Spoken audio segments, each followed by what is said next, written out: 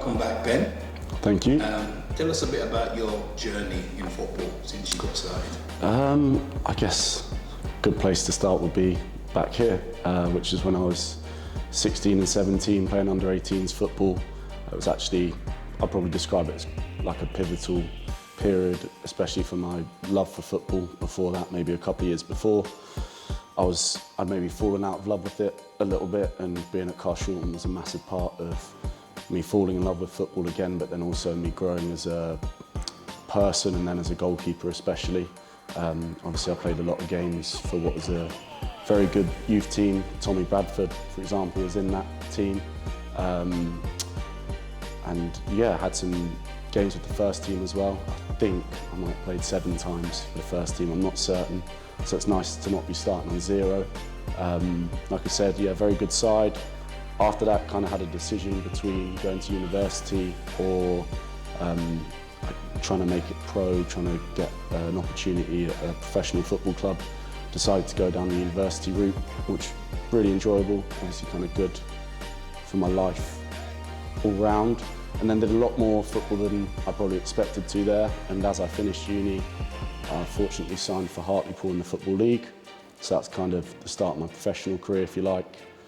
After that, a fair bit of travelling through non-league, playing for the likes of Oxford City, Dartford, then Eastbourne, Havant, both of those full-time. And then your Lowestoft in there, that's a lot of travelling.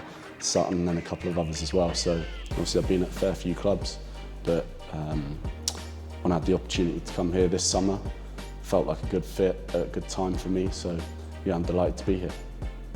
Perfect. Now watching you in training, you're very vocal while the game's going on. And players seem to communicate and connect with you while you're very vocal. How important is that to you as a goalkeeper to be vocal during the game? I think it's vital. I think it's a massive part of my game as well. I think the demands on myself are very different to the outfielders. As an outfielder, you're engaged in the game more naturally a lot of the time, whether that be you're changing your position or you're making a tackle. As a goalkeeper, you can spend a fair bit of time not involved in the game. So for me, it keeps me engaged, but also I think it's what I can and what I should offer to the team. When they're running as much as they are in front of me, I can be driving them on, I can be affecting them. If we're attacking, I can be preparing us for a counter-attack.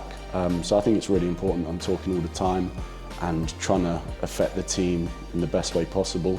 To keep clean sheets, for example, to win games of football, you need to be relentless. And I think if you've got a voice that can help you do that, it can make a big difference.